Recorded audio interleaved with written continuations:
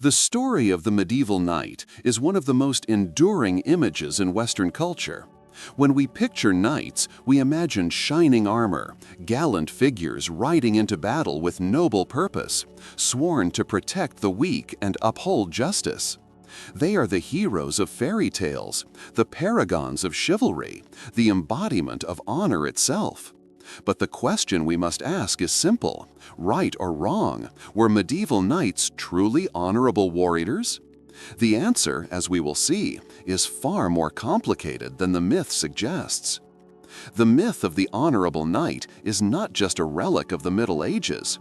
It has been retold and reshaped across centuries, from medieval romances to Victorian novels, from Hollywood films to modern video games. Knights are presented as the moral backbone of a violent age, a class of warriors who tempered their brutality with codes of conduct and devotion to higher ideals. Yet when we peel back the layers of this myth, we find contradictions, silences, and distortions. The knightly image was carefully constructed, often by those who benefited from its existence, and it continues to echo in our culture today. To understand why the myth persists, we must first look at what knights actually were. In the medieval period, a knight was not simply a noble warrior in shining armor. Knights were mounted fighters, often drawn from the land-holding elite, bound by feudal obligations to serve their lords. They were trained in warfare from youth, expected to fight in battles, enforce their lord's authority, and participate in tournaments. Their lives revolved around violence, loyalty, and the pursuit of wealth and status. Honor, in this context, was not a universal moral principle, but a social currency, something that defined one's reputation among peers rather than one's treatment of the powerless. The idea of knights as protectors of the weak comes largely from the literature of the time.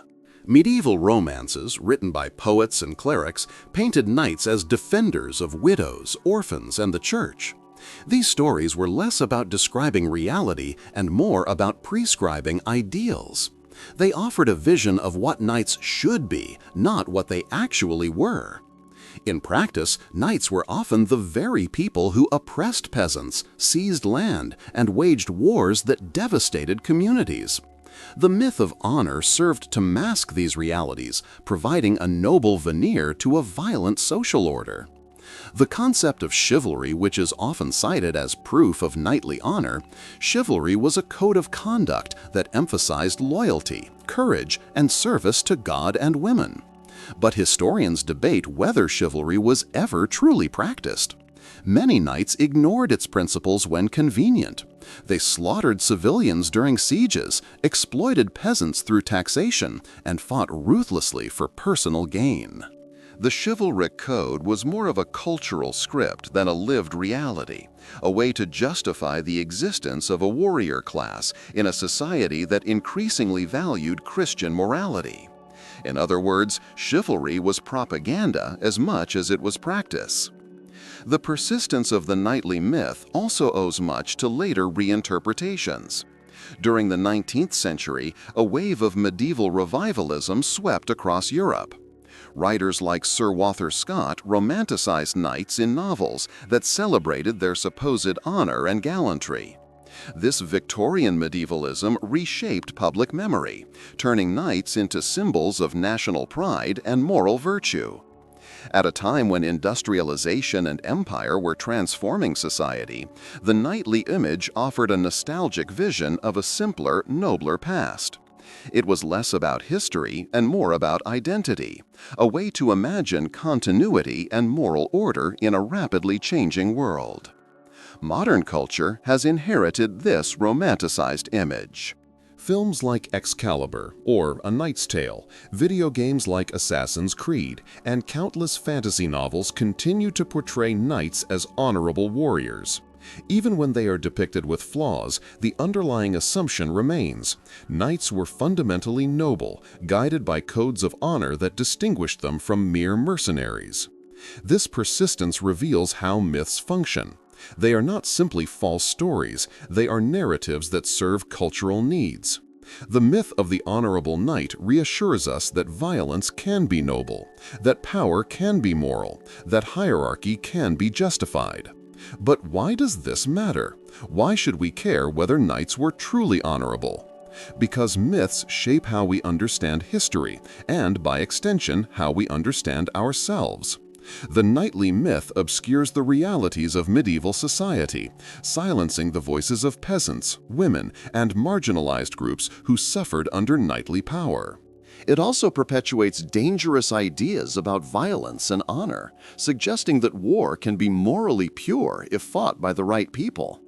In a world still grappling with militarism and inequality, these myths are not harmless. They influence how societies justify power and violence today. Let us look more closely at the contrast between myth and reality. The myth tells us that knights fought to protect the weak. The reality is that knights often fought to protect their own interests or those of their lords. The myth tells us that knights upheld chivalry. The reality is that chivalry was selectively applied, often ignored when profit or power was at stake. The myth tells us that knights were paragons of honor. The reality is that honor was defined within a narrow elite circle, often at the expense of ordinary people. In short, the myth elevates knights into moral heroes, while the reality reveals them as complex figures embedded in systems of violence and exploitation. This does not mean that knights were simply villains. They were products of their time, shaped by the structures of feudal society, the demands of warfare, and the expectations of their peers. Some knights may have genuinely tried to live by ideals of loyalty and service. Others may have believed in the moral codes they professed. But the point is not to demonize individuals. It is to question the narrative that elevates an entire class of warriors into symbols of honor.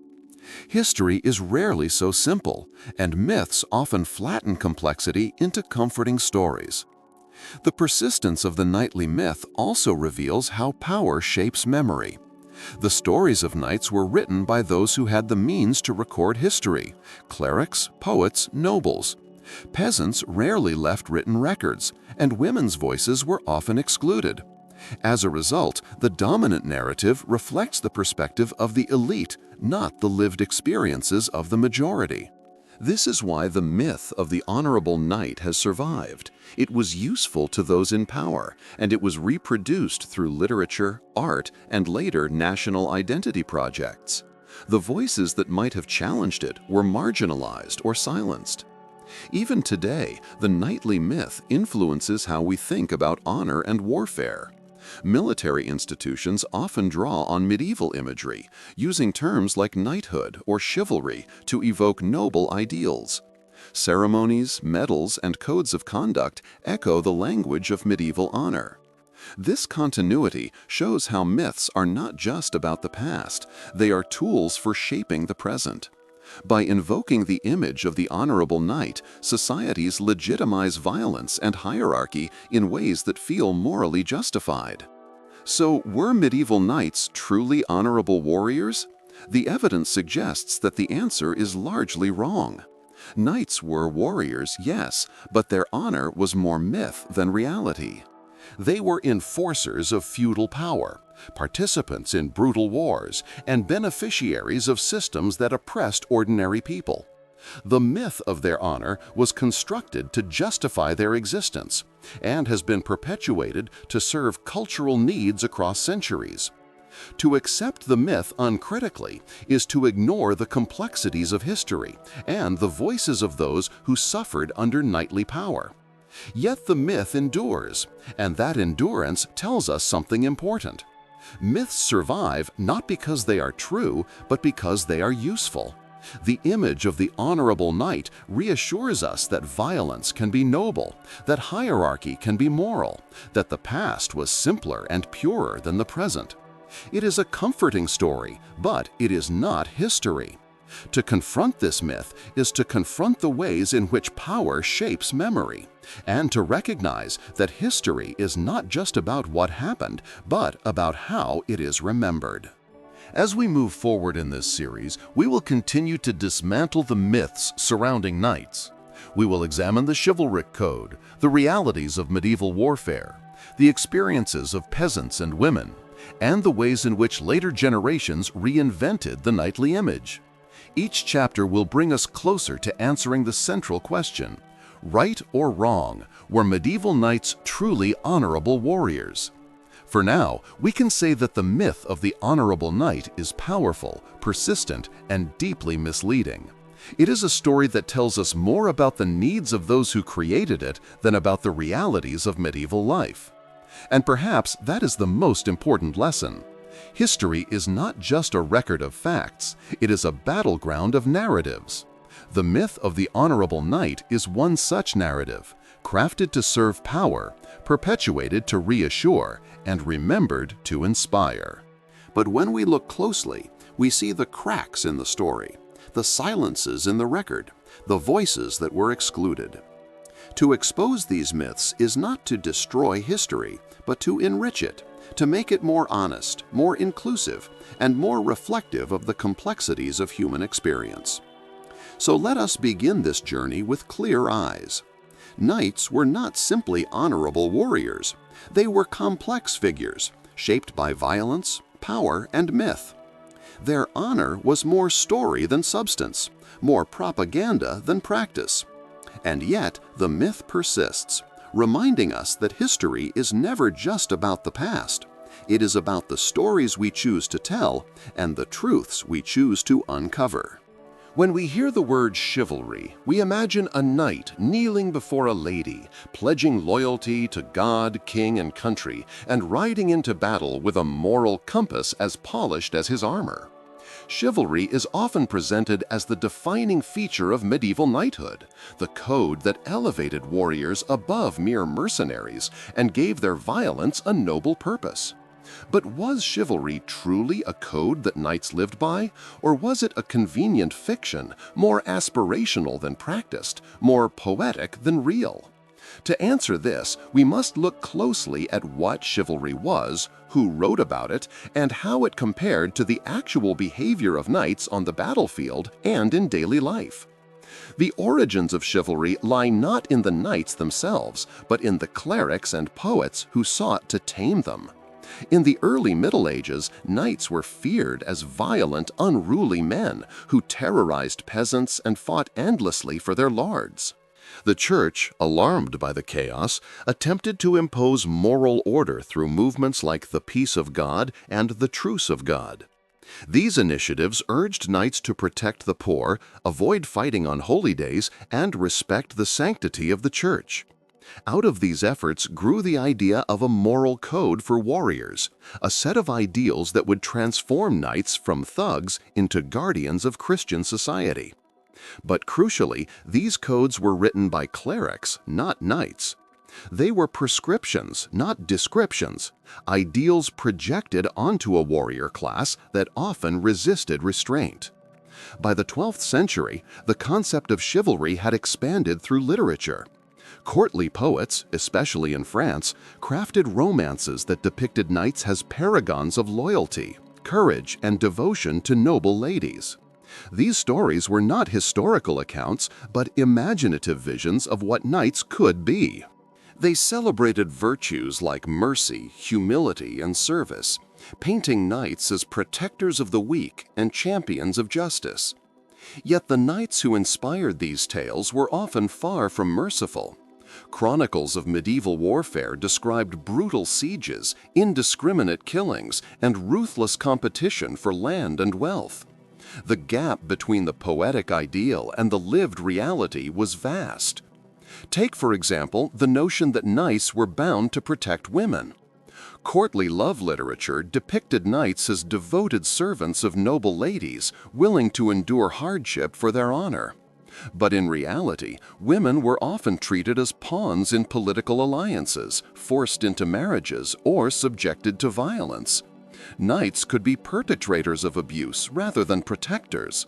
The ideal of female reverence was more about elevating noble women as symbols of purity than about safeguarding their actual lives. It was a literary device, not a social guarantee. Similarly, the idea that knights fought with honor collapses under scrutiny. Chivalric codes emphasized fair combat, loyalty to one's lord, and mercy toward defeated foes. Yet medieval warfare was anything but fair. Knights participated in raids that burned villages, slaughtered peasants, and looted churches. They fought not only for honor but for profit, seeking ransom from captured enemies and plunder from conquered lands. The battlefield was a place of brutality, not noble restraint. Even tournaments, often cited as examples of knightly sportsmanship, were dangerous contests where knights sought prestige and wealth, sometimes resulting in death.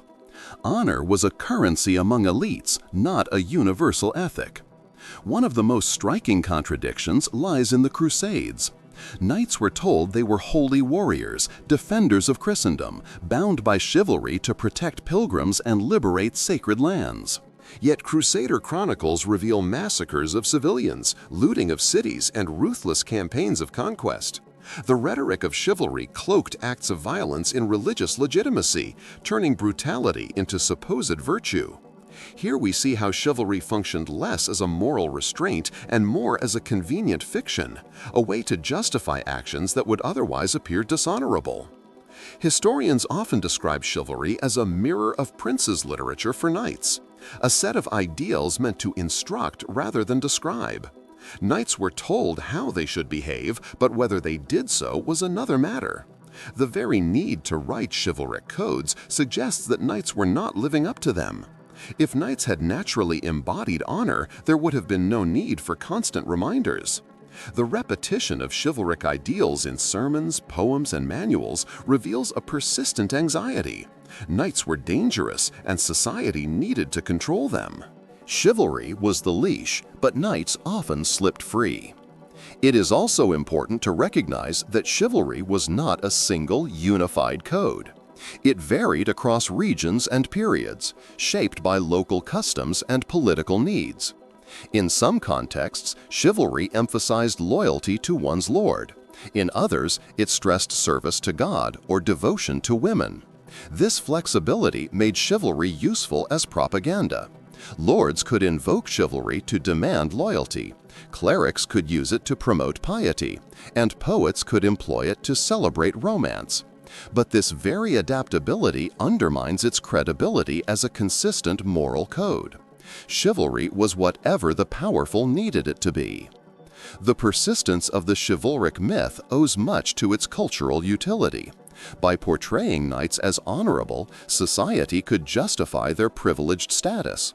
Knights were not just violent men, they were guardians of order, defenders of faith, and symbols of nobility. But this very adaptability undermines its credibility as a consistent moral code. Chivalry was whatever the powerful needed it to be. The persistence of the chivalric myth owes much to its cultural utility. By portraying knights as honorable, society could justify their privileged status. Knights were not just violent men, they were guardians of order, defenders of faith, and symbols of nobility. This narrative reassured peasants that their oppression was part of a moral system, and it reassured elites that their dominance was righteous. Chivalry was less about restraining violence than about legitimizing it. It transformed warriors into moral figures, even when their actions contradicted the ideals. We must also consider how chivalry shaped memory. Chronicles and romances often highlighted knightly virtues while downplaying brutality. When knights committed atrocities, chroniclers sometimes excused them as necessary or framed them as exceptions. Over time, these selective narratives created a distorted picture of knighthood. The voices of peasants, women, and victims of knightly violence were largely absent from the record. As a result, the myth of chivalry survived, while the realities of exploitation and brutality were silenced. Even today, the idea of chivalry continues to resonate. We use the term to describe courteous behavior, especially toward women. We imagine knights as symbols of honor and integrity, but this modern usage reflects the persistence of the convenient fiction, not the historical reality. The medieval knight was not a gentleman in shining armor, he was a warrior in a violent society, bound more by power and profit than by moral codes. Chivalry was the story told about him, not the life he lived. So, was chivalry a code or a convenient fiction? The evidence suggests it was largely fiction, an aspirational ideal crafted by clerics and poets, more useful as propaganda than as practice. Knights may have aspired to chivalry, and some may have tried to embody its virtues, but the contradictions between ideals and behavior are too stark to ignore. Chivalry was a cultural script, a way to imagine knights as honorable, even when their actions betrayed that image. It was less a code to live by than a mask to wear. This does not mean we should dismiss chivalry entirely. Ideals matter, even when they are not fully realized. Chivalry influenced how knights were remembered, how they were celebrated, and how they were judged. It provided a language of virtue that could be invoked to criticize excesses or inspire reform. But to accept chivalry as reality is to fall into the trap of myth. The truth is more complex. Knights were violent men in a violent age, and chivalry was the convenient fiction that made their violence palatable. As we continue this exploration, we will see how the contradictions of chivalry played out in practice.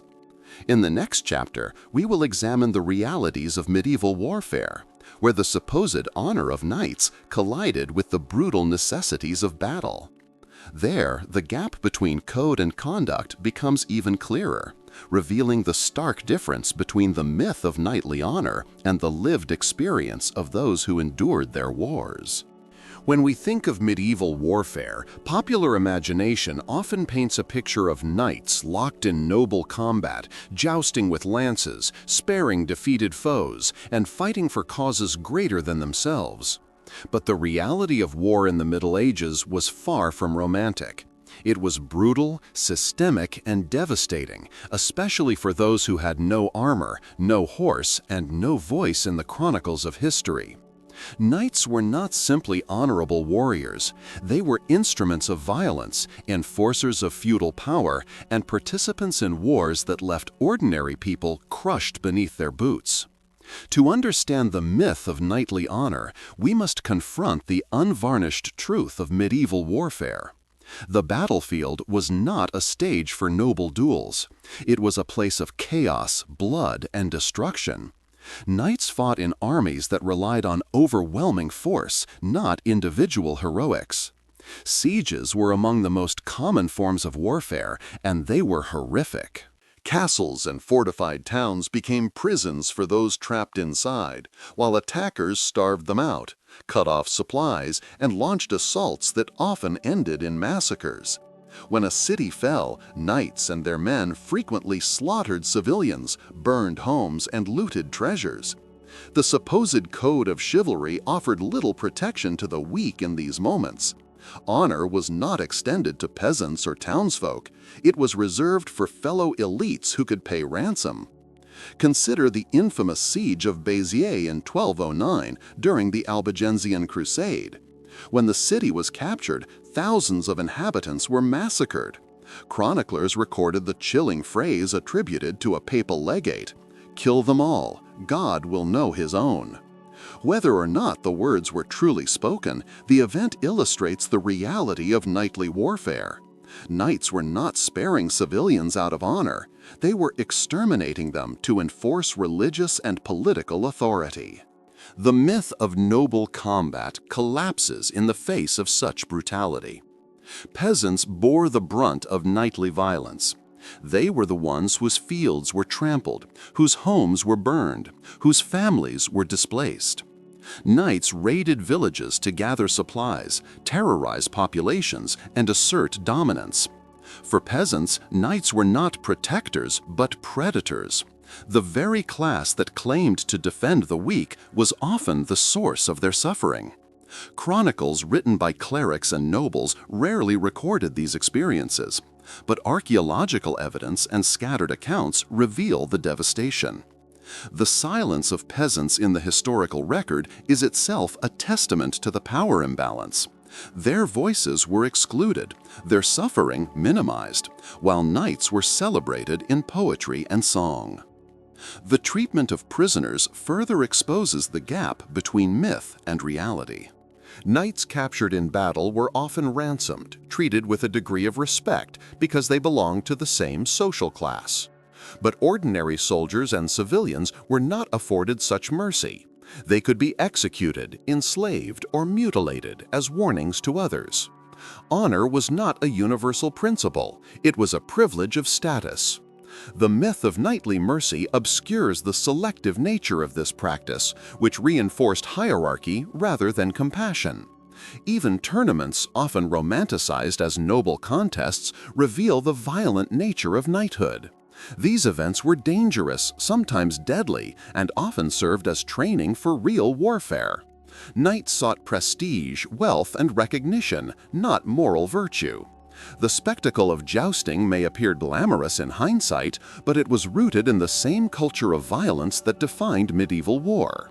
The line between sport and bloodshed was thin, and the ideals of honor were often overshadowed by ambition and rivalry. The Crusades provide another stark example. Knights were told they were fighting for God, defending Christendom, and liberating Holy Lands. But Crusader chronicles describe massacres of civilians, looting of cities, and ruthless campaigns of conquest. The rhetoric of holy war cloaked acts of brutality in religious legitimacy. Knights slaughtered men, women, and children in Jerusalem in 1099, turning the city into a bloodbath. These actions were celebrated as victories, not condemned as dishonorable. Chivalry was invoked to sanctify violence, not restrain it.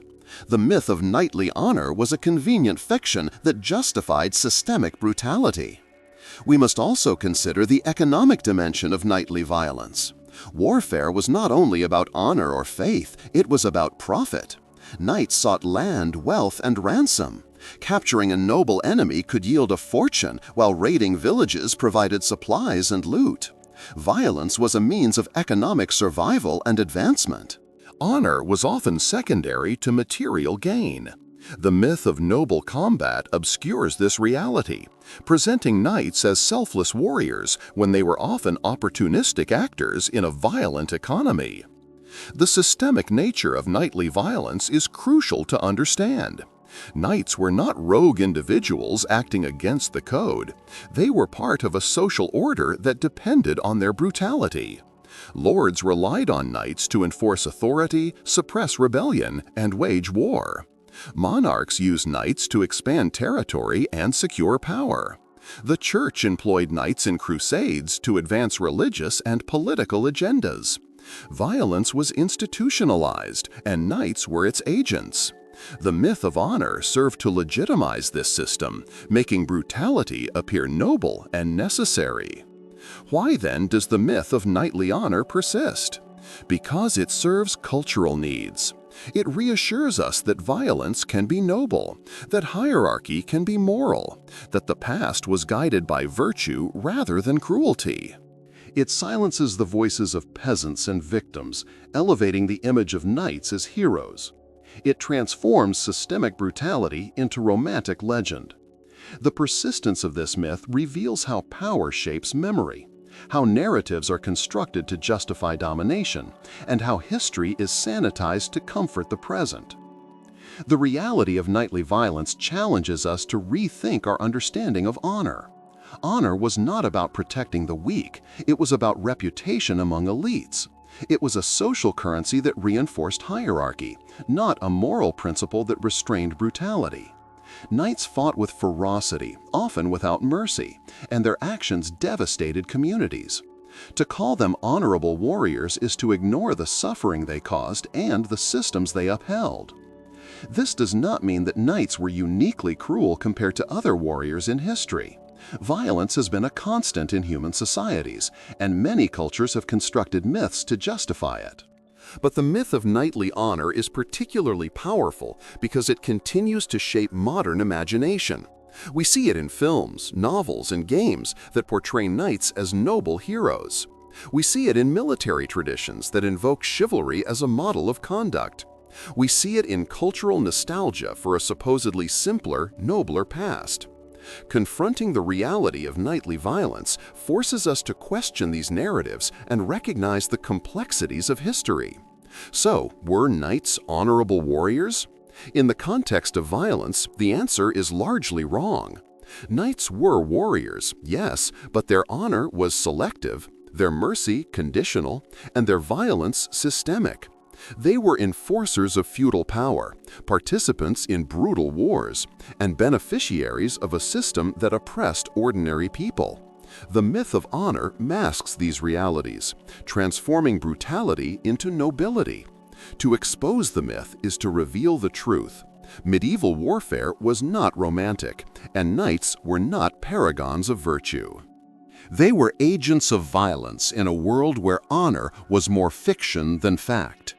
As we continue this journey, the next chapter will explore tournaments, the supposed noble sport of knights, and reveal how even these spectacles were rooted in bloodlust, ambition, and power. There, we will see how the culture of violence extended beyond the battlefield, shaping the very identity of knighthood and reinforcing the myths that still echo today. When we imagine medieval tournaments, the images that come to mind are dazzling. Knights in gleaming armor, charging across the field, lances poised, banners fluttering, crowds cheering. It looks like a noble sport, a celebration of skill and honor, a chance for knights to prove their worth outside the battlefield. But beneath the spectacle lies a darker truth.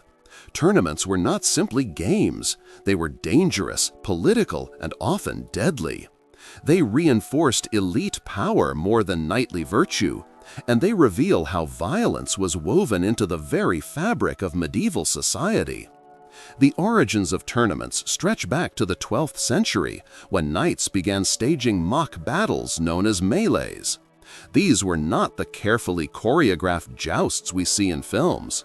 They were chaotic free-for-alls, with groups of knights charging at each other across open fields, attempting to capture opponents for ransom or prestige.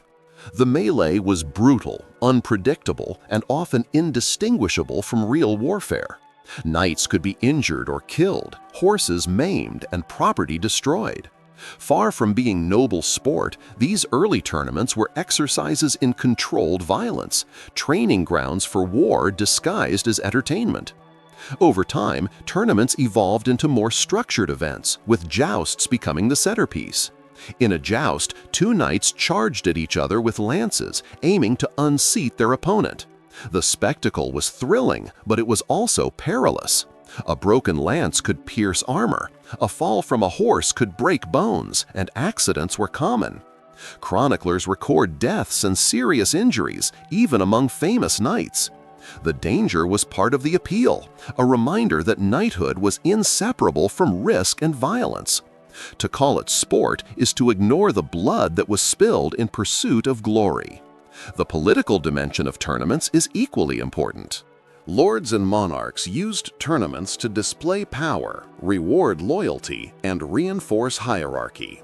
Hosting a grand tournament was a way to showcase wealth and authority, drawing knights from across regions to compete. Participation signaled status, and success could elevate a knight's reputation. But tournaments were not open to all. They were exclusive events for the elite, reinforcing the distinction between nobles and commoners. The spectacles celebrated knightly culture while excluding the majority of society, turning violence into a performance of privilege. Tournaments also served as arenas for political maneuvering. Alliances were forged, rivalries displayed, and reputations made or broken. A knight who excelled in tournaments could attract patronage, secure marriage alliances, or gain favor with powerful lords. Conversely, failure or dishonor could damage one's standing. The stakes were high, and the outcomes had real consequences beyond the field. In this sense, tournaments were less about virtue and more about politics. They were stages where power was contested and displayed, where violence was legitimized through ritual and spectacle. The romanticized image of tournaments owes much to literature. Poets and chroniclers celebrated jousts as noble contests, emphasizing honor, courage, and skill.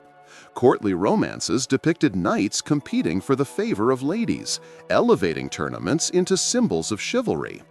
But these accounts often glossed over the dangers and politics. They presented tournaments as moral theater, reinforcing the myth of knightly honor. In reality, tournaments were messy, violent, and deeply tied to elite power. The gap between myth and reality is stark, and it reveals how narratives were crafted to serve cultural needs. Consider the role of women in tournament culture. Literature often portrayed them as spectators, awarding favors to knights, inspiring acts of courage. But in practice, women's participation was limited and symbolic. Their presence reinforced the ideals of courtly love, but it did not alter the violent nature of the events. The image of women bestowing tokens of affection was part of the spectacle, a way to legitimize knightly competition through romantic symbolism. Yet the reality of women's lives, often constrained by marriage politics and social expectations, was far removed from the glamorous image presented in tournament narratives. The economic dimension of tournaments cannot be ignored. Knights invested heavily in armor, horses, and training to compete. Success could bring rewards, but failure could mean financial ruin. Ransoms were a common feature, with captured knights forced to pay for their release. This practice turned tournaments into economic exchanges, where violence was monetized. Wealthy knights could afford to participate repeatedly, while poorer ones risked everything for a chance at prestige. The myth of noble sport obscures the harsh economic realities that underpinned tournament culture. We must also recognize the deadly consequences of tournaments. Chroniclers record numerous fatalities, including prominent figures. In 1559, King Henry II of France died from injuries sustained in a joust, a reminder that even monarchs were not immune to the dangers. Earlier centuries saw countless knights maimed or killed in tournaments. Their deaths often framed as tragic accidents rather than indictments of the practice itself. The persistence of tournaments despite these risks reveals how deeply violence was embedded in knightly identity. Danger was not a flaw, it was a feature, a demonstration of courage and resilience. So, were tournaments noble sport or bloodlust? The evidence suggests they were both, but more bloodlust than virtue. They were spectacles of violence, cloaked in the language of honor, serving political and economic purposes. They reinforced elite power, excluded ordinary people, and perpetuated the myth of knightly nobility. The romanticized image of tournaments as noble contests is a convenient fiction, crafted to elevate knights and legitimize their culture. The reality was far more brutal, and it exposes the contradictions at the heart of the knightly myth. The persistence of the tournament myth reveals how power shapes memory. By celebrating tournaments as noble, society could justify the existence of a warrior elite. Violence was transformed into entertainment, hierarchy into spectacle, and brutality into honor. The voices of those injured, excluded, or oppressed were silenced, while the image of knights as noble competitors was preserved. This selective memory continues to influence modern culture, where jousts and tournaments are depicted as glamorous symbols of medieval life. Even today, tournaments capture the imagination. Renaissance fairs, films, and video games portrayed jousts as thrilling contests of skill and honor. The danger is acknowledged but romanticized, the politics ignored, the exclusion forgotten. The myth survives because it serves cultural needs, offering a nostalgic vision of a past where violence was noble and hierarchy justified. But to confront history honestly, we must see tournaments for what they were: spectacles of bloodlust that reinforced elite power, not noble sports that embodied virtue. As we move forward, the next chapter will explore the relationship between knights and the church. Were knights truly holy warriors, defenders of faith, or were they opportunists who used religion to justify conquest and plunder? There, we will see how the rhetoric of honor and piety intersected with the realities of violence, revealing yet another layer of the myth of knightly virtue. The image of the medieval knight is often inseparable from the image of the cross. In countless paintings, films, and stories, knights are depicted as holy warriors, defenders of Christendom, riding into battle with banners of faith fluttering above them. The Crusades, in particular, have cemented this association. Knights marching eastward to liberate Jerusalem, sworn to protect pilgrims, fighting not for wealth, but for God. Yet when we look closely at the relationship between knights and the church, we find a more complicated story. Were knights truly defenders of faith, or were they opportunists who used religion to justify conquest and plunder? The answer lies in the tension between ideals and realities, between rhetoric and practice. The church played a central role in shaping the image of knights as holy warriors. From the 11th century onward, clerics sought to harness knightly violence for religious purposes. Movements like the Peace of God and the Truce of God attempted to restrain knights, urging them to protect the poor, avoid fighting on holy days, and respect the sanctity of the church.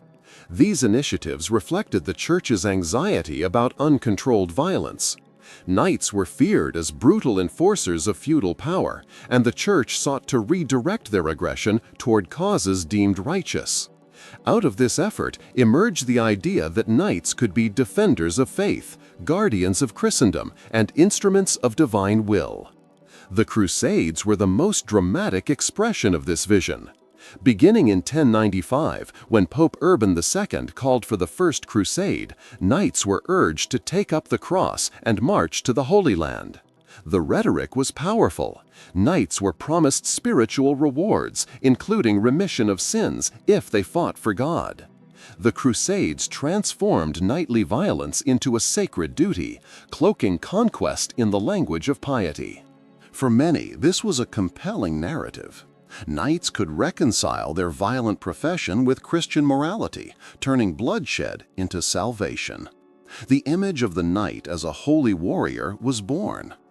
But the reality of the Crusades reveals a different picture. Knights did not march eastward solely out of devotion.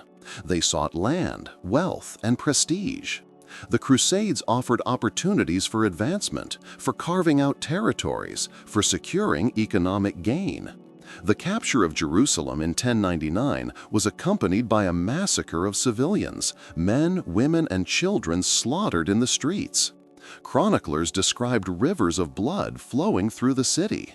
This was not mercy or honor. It was brutality justified by religion. Knights looted treasures, seized lands, and established crusader states that enriched themselves and their families. The rhetoric of holy war masked the opportunism that drove much of their actions.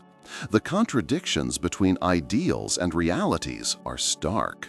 Knights were told they were defenders of pilgrims, yet crusader armies often attacked fellow Christians along the way. The Fourth Crusade, launched in 1202, famously ended not in Jerusalem but in the sack of Constantinople, a Christian city. Knights looted churches, desecrated holy sites, and enriched themselves at the expense of their supposed allies. The rhetoric of defending faith collapsed in the face of opportunism. Religion was a convenient justification, but the underlying motives were political and economic. We must also consider the role of military orders, such as the Knights Templar and the Knights Hospitaller. These groups embodied the fusion of knighthood and religion, combining monastic vows with martial duties. They were celebrated as holy warriors, sworn to protect pilgrims and defend the Holy Land. Yet even these orders were not free from opportunism. The Templars amassed immense wealth, becoming powerful bankers and landowners. Their influence extended far beyond the battlefield, shaping politics and economics across Europe. The Hospitallers, too, expanded their power, controlling territories and resources. Their religious identity legitimized their authority, but their actions reveal the same pursuit of wealth and influence that characterized secular knights. The relationship between knights and the church was not one of simple devotion. It was a negotiation, a mutual exploitation.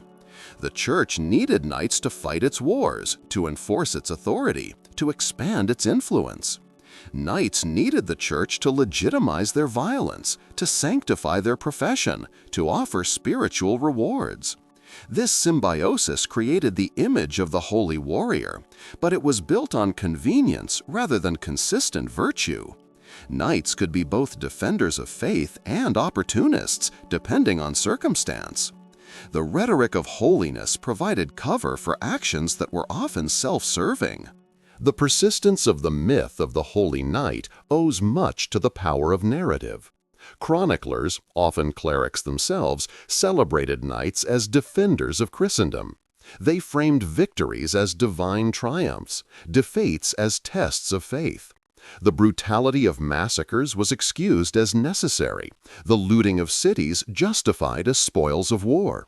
Over time, these narratives shaped memory, elevating knights into symbols of piety and honor. The voices of victims, Muslims, Jews, Eastern Christians, and ordinary peasants were marginalized or silenced. The myth survived because it served the interests of those who controlled the narrative. Even today, the image of the knight as a holy warrior persists. Popular culture portrays crusaders as noble figures fighting for God and justice. Films, novels, and games often romanticize the Crusades, glossing over the brutality and opportunism. The myth resonates because it offers a comforting story. Violence can be noble if it is sanctified. Conquest can be moral if it is justified by faith. But this narrative obscures the realities of exploitation, brutality, and opportunism that defined much of knightly participation in religious wars. So, were knights truly holy warriors? The evidence suggests that the answer is largely wrong. Knights were warriors, yes, and they often fought under the banner of faith. But their actions reveal opportunism, brutality, and self-interest. Religion was used to justify conquest, to sanctify plunder, to legitimize violence. The image of the holy knight was a convenient fiction, crafted by the church and embraced by knights to reconcile their profession with Christian morality. It was less about defending faith than about serving power. This does not mean that knights were entirely cynical. Some may have genuinely believed in their religious mission, and faith undoubtedly shaped their worldview. But the point is not to deny individual devotion. It is to question the narrative that elevates an entire class of warriors into symbols of holiness. History is rarely so simple, and myths often flatten complexity into comforting stories. The myth of the Holy Knight tells us more about the needs of the church and the ambitions of knights than about the realities of faith and war. As we continue this exploration, the next chapter will turn to the forgotten majority, the peasants who lived under the knightly order. While knights claimed to protect them, peasants often bore the brunt of their violence and exploitation. There, we will see how the myth of knightly honor collapses entirely when viewed from the perspective of those who suffered most under their power. When we speak of medieval knights, the stories usually revolve around castles, battles, tournaments, and noble ideals. Yet behind this glittering facade lies the vast majority of medieval society, the peasants. They were the farmers, laborers, and villagers who sustained the economy, fed the armies, and endured the consequences of knightly power. Knights claimed to protect them, but in reality, peasants bore the brunt of violence, taxation, and exploitation. To understand the myth of knightly honor, we must shift our gaze from the armored elite to the forgotten majority, whose lives reveal the stark contrast between myth and reality. Peasants made up over 90% of the medieval population. Their daily lives revolved around agriculture, tending fields, raising livestock, and paying dues to their lords. Knights, as part of the feudal hierarchy, were supposed to defend these communities from external threats. The rhetoric of protection was central to the justification of knightly privilege. Knights received land, wealth, and status in exchange for military service, and this arrangement was framed as a mutual bond. Peasants provided labor and resources, knights provided defense. But the reality was far more one-sided. Peasants often found themselves exploited by the very knights who claimed to protect them. Taxation was one of the most visible burdens. Peasants owed rents, tithes, and labor obligations to their lords, many of whom were knights. These demands could be crushing, leaving peasants with little surplus to survive harsh winters or poor harvests. Knights enforced these obligations with violence when necessary, ensuring compliance through intimidation. The myth of protection masked the reality of extraction. Knights did not simply defend peasants, they profited from their labor, turning the rhetoric of honor into a system of exploitation. Violence was another constant in peasant life. Knights fought wars that devastated villages, burned crops, and displaced families. Raids and skirmishes were common, and peasants were often collateral damage. Their homes were destroyed, their livestock stolen, their communities terrorized. Knights justified these actions as part of warfare, but for peasants, they were acts of brutality. The supposed protectors became predators, and the myth of knightly honor collapsed in the face of lived experience. Chronicles written by clerics and nobles rarely recorded these sufferings, but archaeological evidence and scattered accounts reveal the devastation. The silence of peasants in the historical record is itself a testament to their marginalization. Consider the phenomenon of chevauchée, a tactic used in the 100 Years' War. Knights and soldiers would ride through enemy territory, burning villages, destroying crops, and terrorizing civilians. The goal was to weaken the enemy's economy and morale. For peasants, this meant devastation. Their livelihoods were destroyed, their families displaced, their communities shattered. Knights carried out these campaigns not with honor, but with calculated brutality. The myth of protection was nowhere to be found in the scorched earth left behind. Peasants also suffered from the constant demands of military service. While knights fought as mounted warriors, peasants were often conscripted as foot soldiers, laborers, or support staff. They built fortifications, carried supplies, and endured the hardships of campaigns. Their contributions were essential, yet their sacrifices were rarely acknowledged. Knights received glory and honor, peasants received exhaustion and risk. The myth of knightly honor excluded the majority who made warfare possible, silencing their role in favor of elite narratives. The Church reinforced this system by sanctifying the bond between knights and peasants. Knights were portrayed as defenders of the poor, guardians of Christian society. Sermons and chronicles celebrated their role, while peasants were urged to accept their suffering as part of God's plan. This narrative legitimized exploitation, turning oppression into divine order. The voices of peasants who might have challenged this narrative were marginalized. Their experiences were filtered through the perspectives of elites, ensuring that the myth of protection survived while the reality of suffering was obscured. Yet peasants were not entirely passive. They resisted exploitation in various ways, from small acts of defiance to large-scale revolts. The Peasants' Revolt of 1381 in England is a striking example.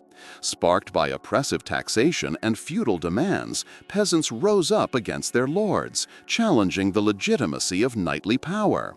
They demanded justice, equality, and relief from exploitation. Though the revolt was suppressed, it revealed the deep tensions between knights and peasants, exposing the fragility of the myth of protection. Knights were not universally revered. They were often resented as oppressors. The persistence of the knightly myth reveals how power shapes memory. Chronicles and romances celebrated knights as noble figures, while peasants were depicted as background characters or ignored altogether. The suffering of peasants was minimized, their resistance downplayed, their voices silenced.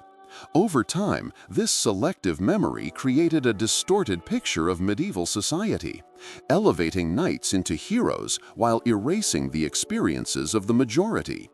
The myth survived because it served the interests of those who controlled the narrative, not because it reflected reality. Even today, the image of knights as protectors persists. Popular culture portrays them as noble guardians of villages, defenders of the weak, champions of justice. The suffering of peasants is rarely depicted, and when it is often romanticized or minimized. The myth continues to resonate because it offers a comforting story. Violence can be noble, hierarchy can be moral, the past was guided by virtue. But this narrative obscures the realities of exploitation, brutality, and resistance that defined peasant life under the knightly order.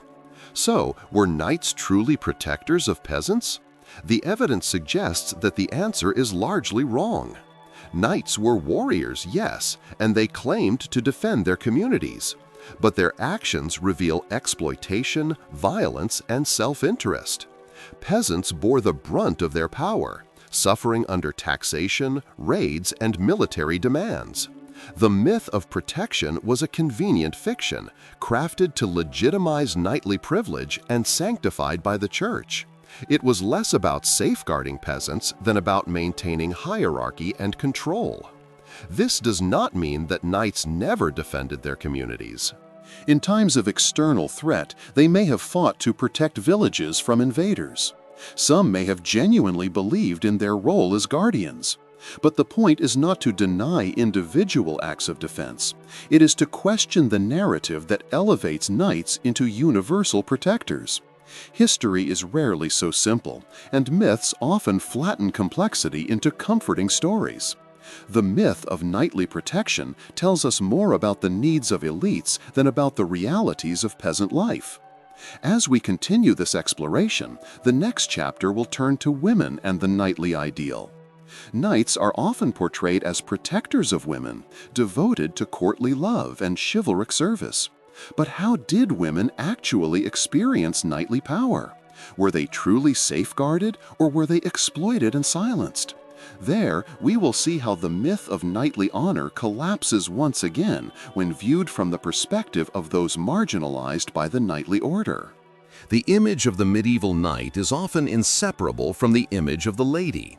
Courtly romances depict knights kneeling before noblewomen, pledging loyalty, fighting duels in their honor, and dedicating victories to their beauty.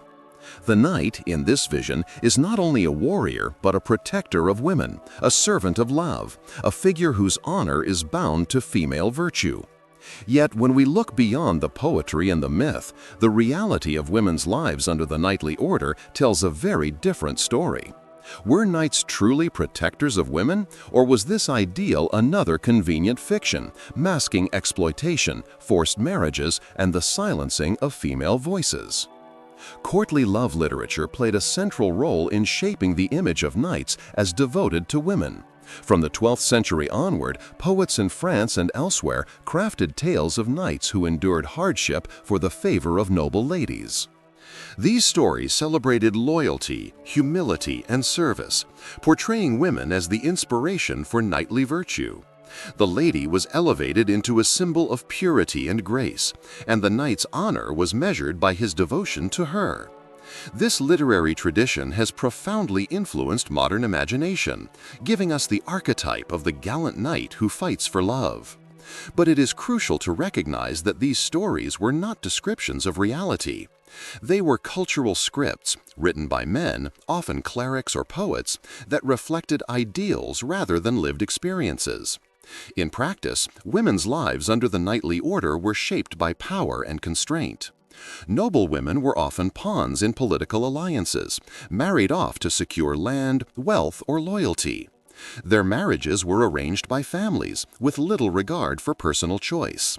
Knights, as part of the feudal elite, participated in this system, benefiting from marriages that expanded their influence. The image of knights as protectors of women collapses when we consider the reality of forced marriages, where women's voices were silenced and their autonomy denied. Protection was not about safeguarding women's rights, it was about controlling their bodies and their futures. The treatment of women in warfare further exposes the gap between myth and reality. Knights were supposed to defend women, yet chronicles record instances of rape, abduction, and exploitation during campaigns. Women were vulnerable in sieges and raids, their homes destroyed, their families displaced, their bodies violated. Knights who claimed to fight for honor often perpetrated violence against women, using them as spoils of war. The rhetoric of protection was selective, applied to noble women in literature but ignored in practice when it came to ordinary women. The myth of knightly devotion obscures the brutality that many women endured. Even noble women who were celebrated in courtly love literature faced constraints and exploitation. Their roles were largely symbolic, serving as muses for poets and prizes for knights. They were expected to embody purity and inspire virtue, but their actual voices were rarely heard. Courtly love literature was written by men, for men, and it reflected male fantasies rather than female experiences. Women were idealized but silenced, elevated as symbols but denied agency. The knightly ideal of devotion to women was less about empowering women than about reinforcing male identity and elite culture. The Church reinforced this narrative by sanctifying women's roles as symbols of purity and virtue. Sermons and moral treatises celebrated the Virgin Mary as the ultimate model, urging women to embody chastity and obedience. Knights were told to honor women, but this honor was tied to control. Women were revered as ideals, but constrained in practice. The rhetoric of protection masked a system that limited women's autonomy, turning them into symbols of male virtue rather than agents of their own lives. We must also consider the economic dimension of women's experiences. Noble women often managed estates in the absence of their husbands, overseeing labor, finances, and justice. Their roles were significant, yet their authority was often undermined by male relatives or knights who sought to control their wealth. Widows, in particular, were vulnerable to exploitation, pressured into remarriage, or stripped of property. Knights who claimed to protect women could also be the ones who exploited their economic power. The myth of devotion obscures the reality of competition and control. The persistence of the knightly ideal reveals how power shapes memory. Courtly love literature, chronicles, and sermons celebrated knights as protectors of women, reinforcing the myth of honor. The voices of women themselves were largely absent, their experiences filtered through male perspectives.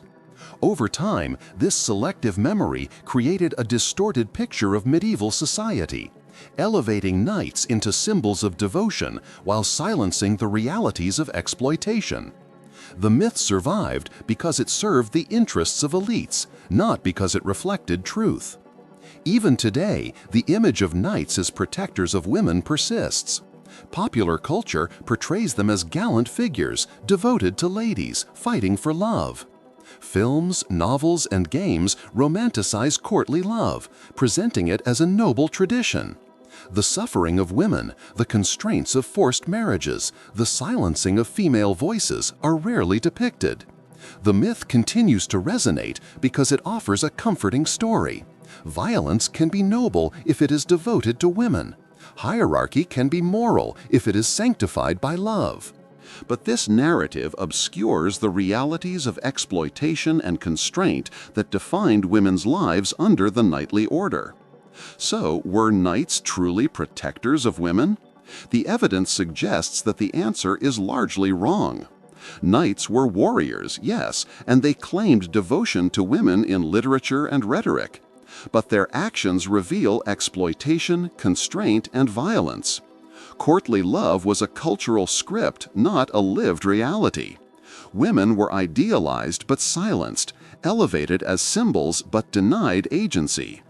The myth of knightly devotion was a convenient fiction, crafted to legitimize knightly culture and sanctified by the church.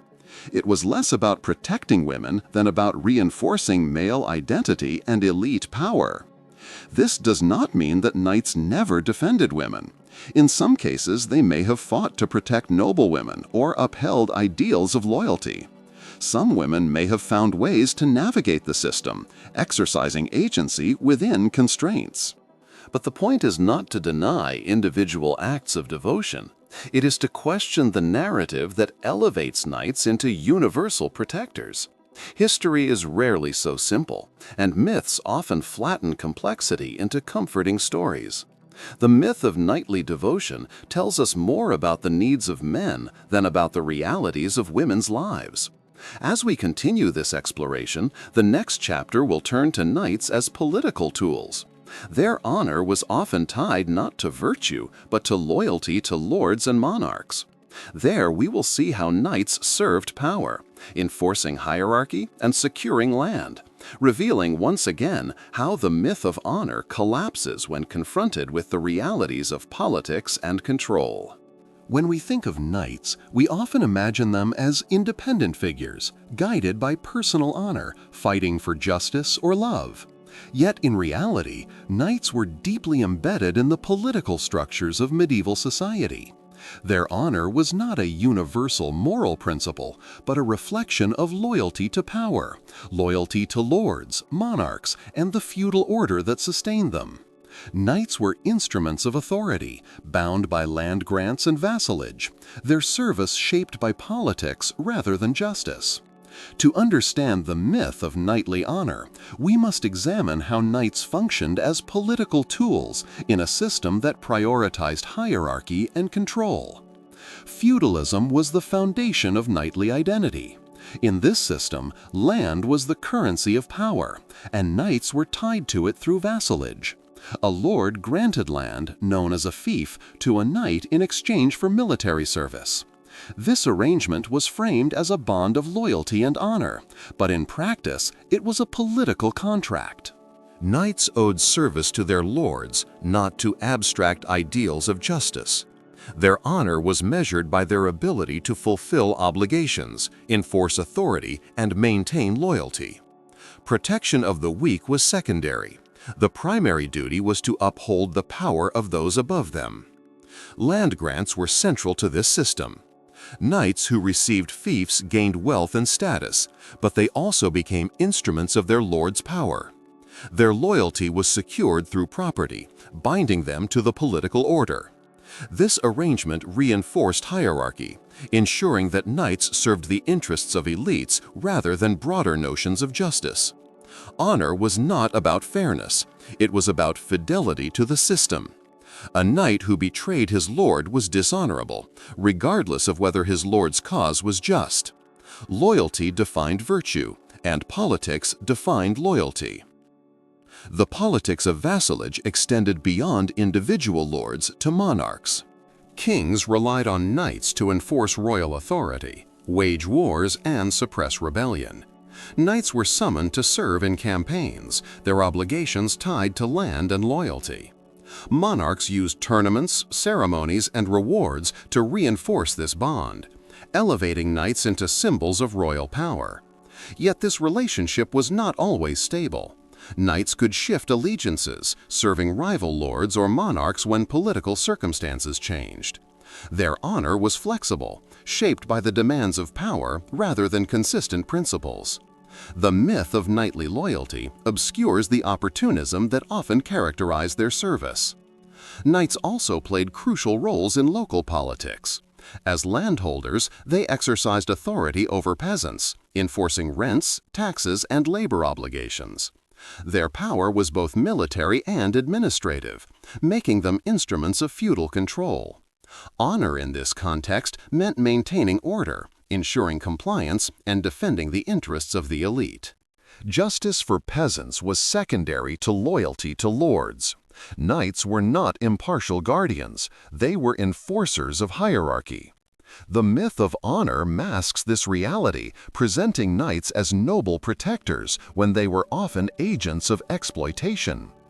The Church reinforced this political role by sanctifying loyalty. Knights were told that serving their lords was part of God's plan, that obedience was a virtue, that rebellion was sin. Sermons and chronicles celebrated knights who upheld authority, framing loyalty as moral duty. This narrative legitimized political control, turning feudal contracts into sacred bonds. Knights who served faithfully were honored, those who rebelled were condemned. The rhetoric of honor was inseparable from the politics of loyalty, and the myth of knightly virtue was crafted to reinforce this system. We must also consider the economic dimension of knightly service. Land grants provided wealth, but they also created obligations. Knights had to maintain horses, armor, and retainers, expenses that tied them to their lords. Failure to fulfill obligations could result in loss of land or status. Honor was not simply about reputation, it was about survival in a system where loyalty secured resources. Knights who sought independence often found themselves vulnerable, while those who embraced loyalty thrived. The myth of honor obscures this economic reality, presenting knights as selfless warriors when they were often pragmatic actors in a political economy. The persistence of the knightly myth reveals how power shapes memory. Chronicles and romances celebrated knights as loyal servants of kings and lords, elevating loyalty into virtue. Betrayals were condemned, rebellions vilified, while faithful service was glorified. Over time, this selective memory created a distorted picture of knighthood, presenting loyalty as honor and politics as virtue. The voices of peasants who suffered under knightly authority were silenced. The myth survived because it served the interests of elites, not because it reflected reality. Even today, the image of knights as loyal servants persists. Popular culture portrays them as devoted to kings, fighting for crowns, upholding dynasties. Films, novels, and games romanticize loyalty, presenting it as noble and virtuous. The politics of exploitation, the opportunism of shifting allegiances, the realities of feudal control are rarely depicted. The myth continues to resonate because it offers a comforting story. Hierarchy can be moral if it is sanctified by loyalty. Power can be noble if it is upheld by honor. But this narrative obscures the realities of politics and control that defined knightly service. So, were knights truly honorable in their loyalty? The evidence suggests that the answer is largely wrong. Knights were loyal, yes, but their loyalty was shaped by politics, land, and survival. Honor was not about justice. It was about fidelity to power. Knights served lords and monarchs, enforced hierarchy, and upheld exploitation. The myth of loyalty was a convenient fiction, crafted to legitimize feudal control and sanctified by the Church. It was less about virtue than about politics, less about justice than about power. This does not mean that knights never acted with genuine devotion. Some may have believed in their bonds, serving faithfully out of conviction. Loyalty could inspire courage, sacrifice, and resilience.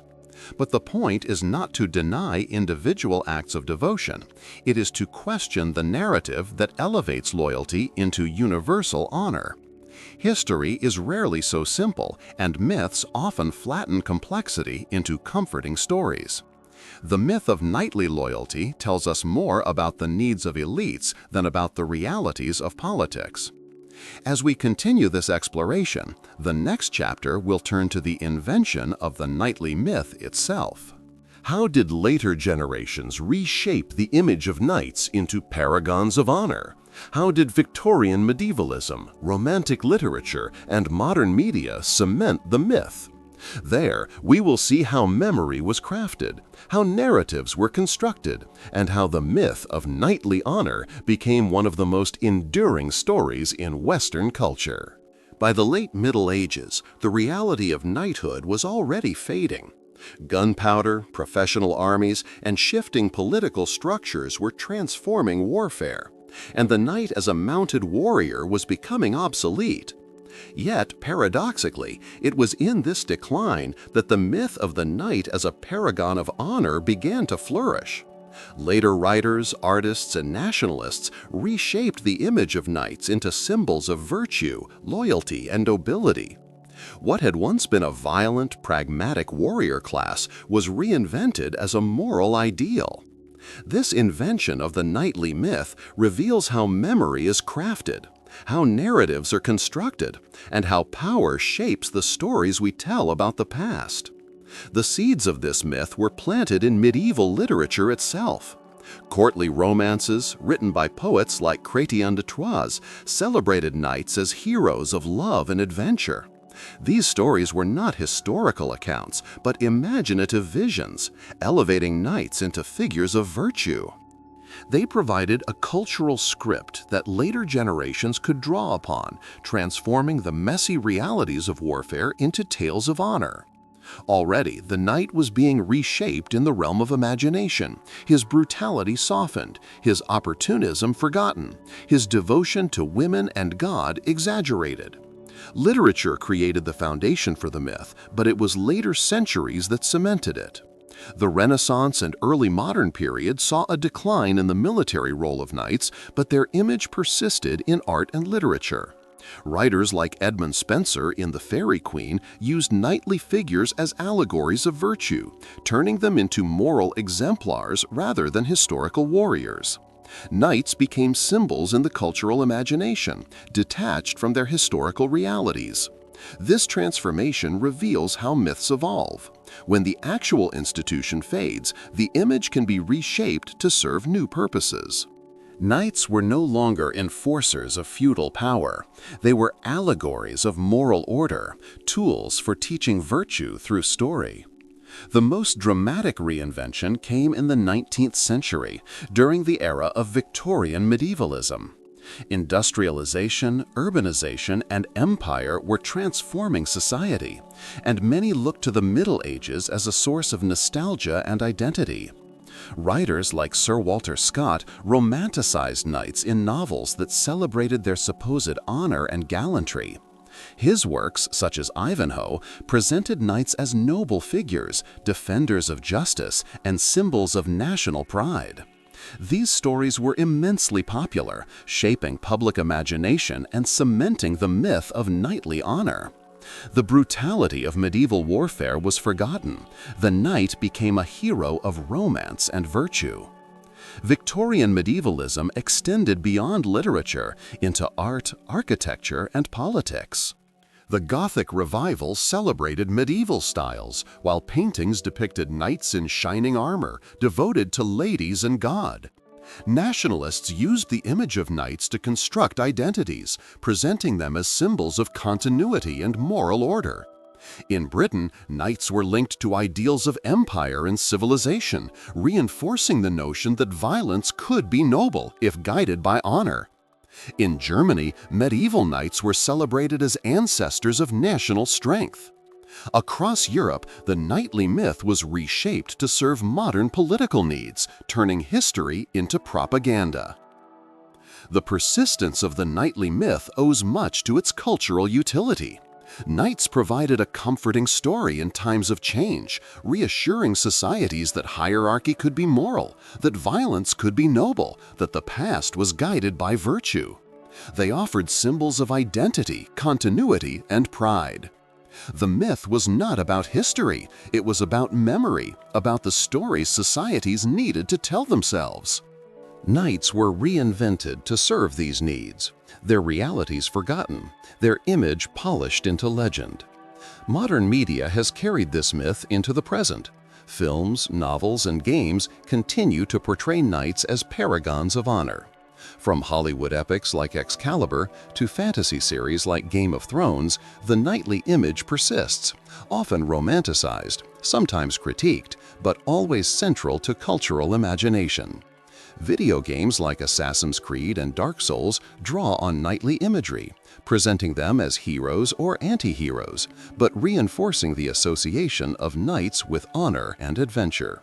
Even when knights are depicted with flaws, the underlying assumption remains: they are fundamentally noble, guided by codes of honor that distinguish them from mere mercenaries.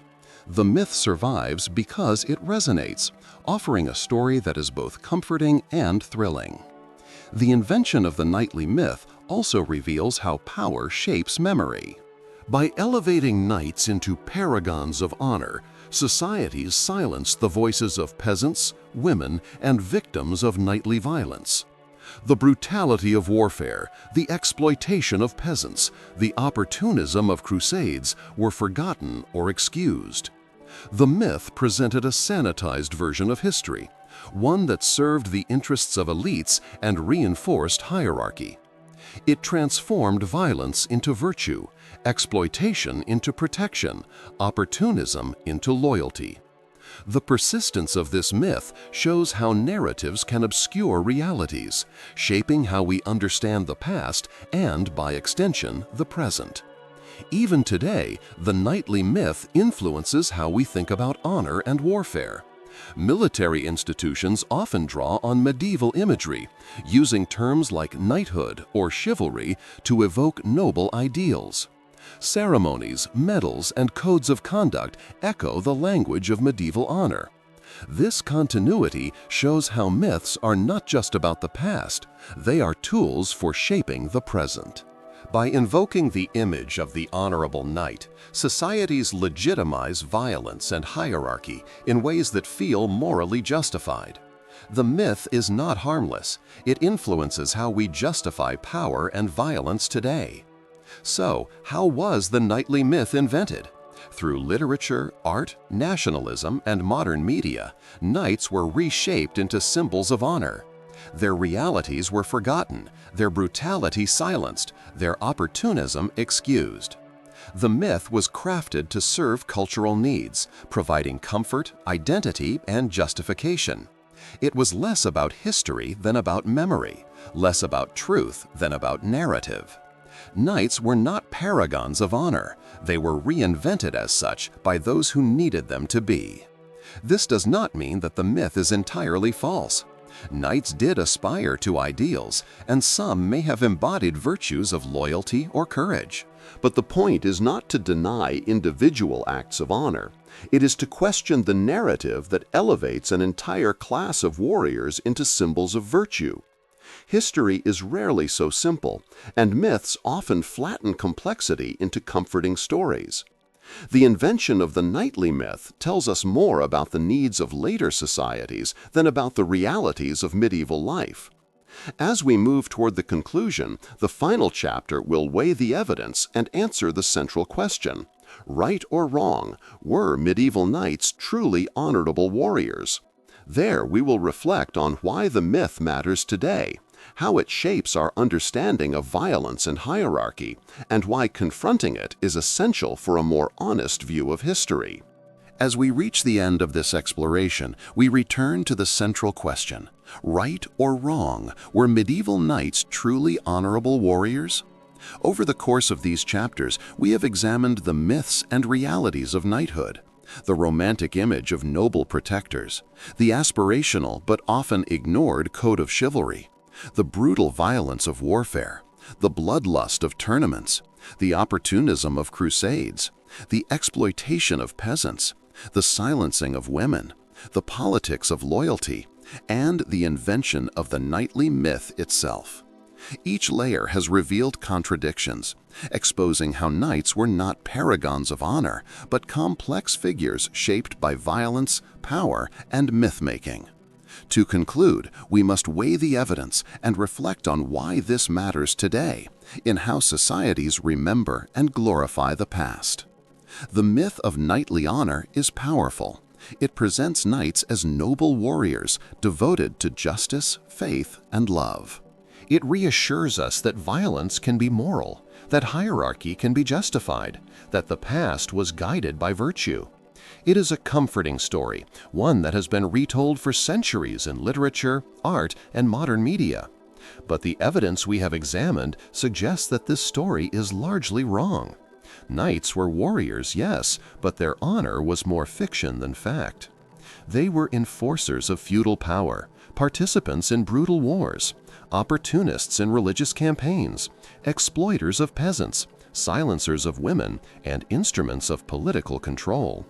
Their honor was defined not by universal principles of justice, but by loyalty to power, reputation among elites, and narratives crafted by those who benefited from their existence. This does not mean that knights were simply villains. They were products of their time, shaped by the structures of feudal society, the demands of warfare, and the expectations of their peers. Some knights may have genuinely aspired to ideals of loyalty, courage, or devotion. Some may have believed in the chivalric code or acted with mercy in specific circumstances. But the point is not to deny individual acts of virtue, it is to question the narrative that elevates an entire class of warriors into symbols of honor. History is rarely so simple, and myths often flatten complexity into comforting stories. The myth of knightly honor tells us more about the needs of elites and later generations than about the realities of medieval life. The persistence of this myth reveals how power shapes memory.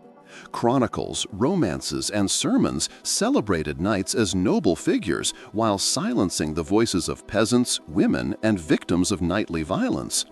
Later writers, artists, and nationalists reinvented knights as paragons of virtue, using them as symbols of identity, continuity, and pride. Modern media continues to romanticize knights, presenting them as heroes in films, novels, and games. Over time, this selective memory has created a distorted picture of history, one that elevates knights into legends while erasing the suffering they caused. The myth survives because it serves cultural needs, not because it reflects truth. Why does this matter today? Because myths are not harmless. They shape how we understand violence, hierarchy, and power.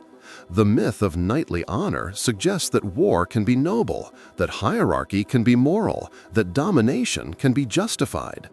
It influences how societies remember the past and how they legitimize the present.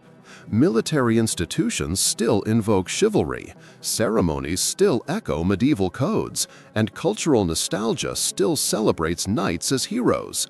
By confronting the realities of knighthood, we challenge these narratives, exposing the ways in which violence and exploitation are masked by stories of honor. We recognize that history is not just about what happened, but about how it is remembered, and that memory can be shaped to serve power. The legacy of knightly honor also matters because it reveals the importance of marginalized voices. Peasants, women, and victims of knightly violence were excluded from the dominant narratives, their experiences silenced or minimized. By exposing the myth, we bring these voices back into the story, recognizing the suffering and resistance that defined medieval life. We move beyond the comfortable image of knights as protectors and confront the realities of exploitation and brutality. This is not about destroying history, but about enriching it, making it more honest, inclusive, and reflective of human complexity. So, right or wrong, were medieval knights truly honorable warriors? The evidence suggests that the answer is largely wrong. Knights were complex figures shaped by violence, power, and myth-making. Their honor was more story than substance, more propaganda than practice. The myth of knightly honor was invented to legitimize their existence, perpetuated to serve cultural needs, and remembered to comfort societies. To accept it uncritically is to ignore the complexities of history and the voices of those who suffered under knightly power. To confront it is to recognize that history is not just about the past, but about the stories we choose to tell and the truths we choose to uncover. The legacy of knightly honor, then, is not simply about knights. It is about us, about how we remember, how we justify, how we construct narratives of virtue and violence. By exposing the myth, we challenge the ways in which power shapes memory, and we open space for more honest, inclusive histories. Knights were not paragons of honor. They were complex figures in a violent world. Their myth survives because it serves cultural needs, but their reality reminds us that honor is often a mask for power. To confront this legacy is to confront the ways in which myths continue to shape our understanding of the past and our justification of the present. And perhaps that is the most important lesson. History is not just a record of facts, it is a battleground of narratives. The myth of knightly honor is one such narrative, crafted to serve power, perpetuated to reassure, and remembered to inspire. But when we look closely, we see the cracks in the story, the silences in the record, the voices that were excluded. To expose these myths is not to destroy history, but to enrich it, to make it more honest, more inclusive, and more reflective of the complexities of human experience. Knights were not truly honorable warriors, but their myth reminds us of the power of stories and the responsibility we have to tell them truthfully.